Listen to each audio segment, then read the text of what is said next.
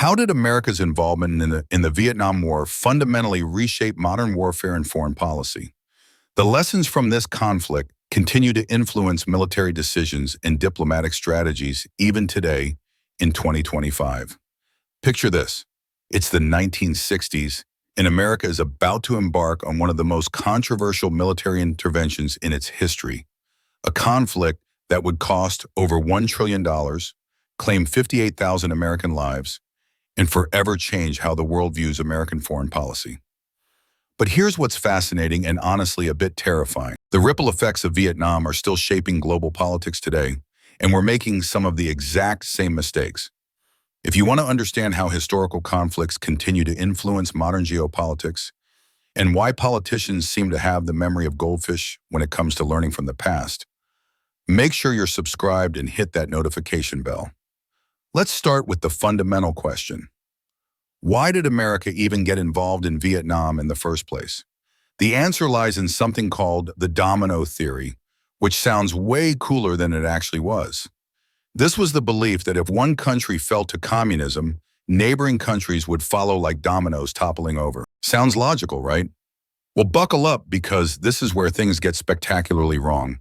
The Domino Theory assumed that communism spread purely through ideological contagion, like some kind of political zombie virus. But here's the thing that apparently nobody in Washington bothered to consider. That's not how political systems actually work. Each country that adopted communism did so for very specific local reasons that had nothing to do with their neighbors playing political follow the leader. North Vietnam embraced communism because they associated it with liberation from French colonial rule. Cuba turned communist largely due to opposition against American economic exploitation. These weren't random ideological choices. They were responses to specific historical circumstances that American policymakers apparently couldn't be bothered to understand. The Domino Theory completely ignored these local contexts. American policymakers treated communism like a virus that would automatically spread from country to country. But political systems don't work that way. India didn't become communist just because China did. Indonesia didn't follow Vietnam's path. Each nation made decisions based on their own unique situations.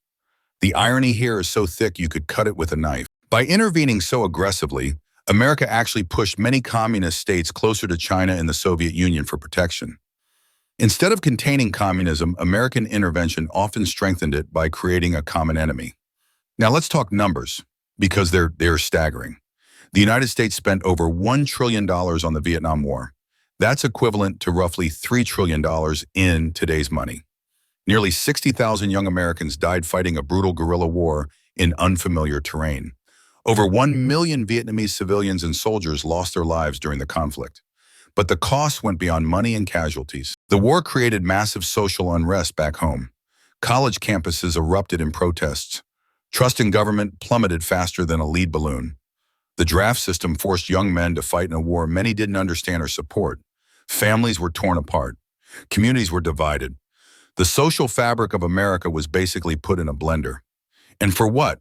To prevent an impoverished Southeast Asian country 7,000 miles away from adopting an economic system that history has shown repeatedly fails on its own.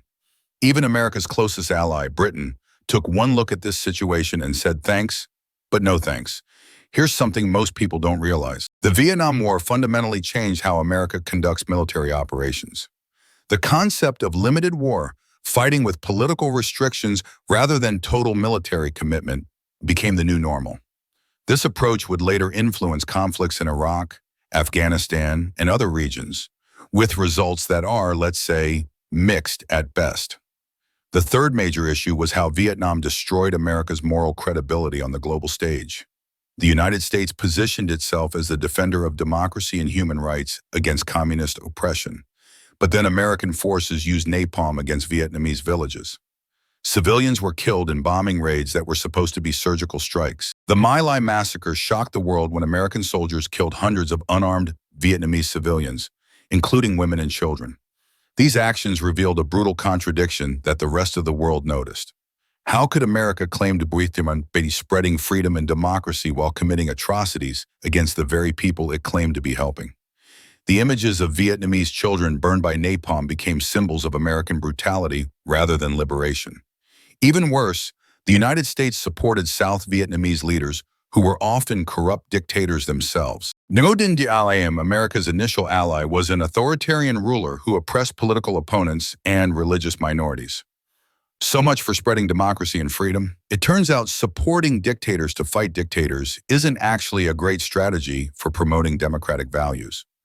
The global community watched America destroy villages to save them, support dictators to promote democracy, and kill civilians to protect human rights. These contradictions shattered America's moral authority and made future interventions much harder to justify.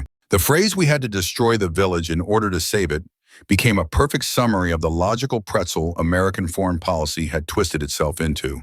But here's what's really important to understand in 2025. The Vietnam War established a pattern of American foreign intervention that continues today. The belief that military force can solve complex political problems. The assumption that American values can be imposed through warfare. The willingness to support authoritarian allies as long as they oppose America's enemies. We've seen this pattern repeat in Iraq, Afghanistan, Libya, and other conflicts. Each time, American leaders promise quick victories and democratic outcomes. Each time, the reality proves far more complicated and costly than anticipated. Vietnam also changed how wars are fought and reported. It was the first televised war, bringing brutal combat footage directly into American living rooms. This media coverage turned public opinion against the conflict and forced politicians to be more careful about military commitments. Suddenly, war wasn't just something that happened somewhere else to other people. Modern conflicts are still shaped by what military strategists call Vietnam syndrome. It's the reluctance to commit ground forces without clear objectives and public support, the fear of getting trapped in long, costly conflicts with no clear exit strategy. American military doctrine now emphasizes overwhelming force and quick decisive action, partly as a response to Vietnam's prolonged guerrilla warfare. The all-volunteer military, established in 1973, was a direct result of Vietnam-era draft protests. Turns out people don't like being forced to fight in wars they don't support. Even today's diplomatic relationships reflect Vietnam's influence. The war strengthened China's position in Southeast Asia and contributed to the Sino-Soviet split. It accelerated decolonization movements worldwide as smaller nations saw that American military power could be resisted. Interestingly, Vietnam itself has become a major American trading partner since relations normalized in 1995. The country America spent so much blood and treasure fighting is now integrated into the global economy and poses no threat to American interests whatsoever. This transformation proves that the original intervention was about as necessary as a screen door on a submarine. Vietnam today practices market capitalism while maintaining Communist Party rule. This hybrid system emerged through internal evolution, not external military pressure. It's almost like people can figure things out for themselves if you give them enough time and don't bomb them. So what can we learn from Vietnam in 2025? First, that military intervention rarely solves complex political problems. Second, that understanding local context is crucial before making foreign policy decisions. Third, that moral credibility is essential for effective international leadership, and hypocrisy has a way of coming back to bite you. The Vietnam War serves as a powerful reminder that good intentions don't justify destructive actions, that military superiority doesn't guarantee political success, and that the costs of war extend far beyond immediate battlefield casualties into generations of trauma and mistrust. These lessons remain painfully relevant as America continues to navigate complex international relationships and potential conflicts around the world. Understanding Vietnam helps us make better decisions about when and how to use American power abroad, assuming we're actually willing to learn from our mistakes instead of just repeating them with slightly different justifications.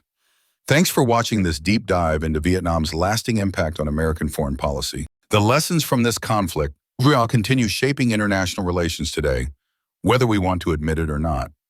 Subscribe for more educational content exploring how historical events influence our modern world, and maybe, just maybe, we can avoid making the same mistakes over and over again.